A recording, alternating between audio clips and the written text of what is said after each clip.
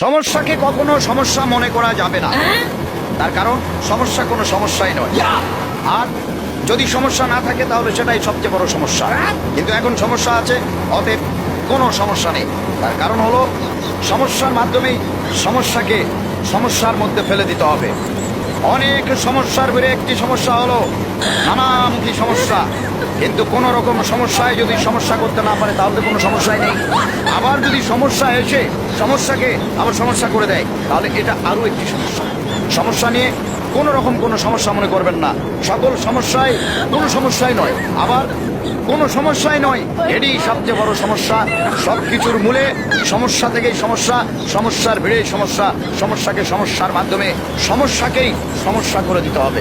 অতএব কোন রকম কোনো সমস্যা নিয়ে আর কোনো সমস্যা নেই।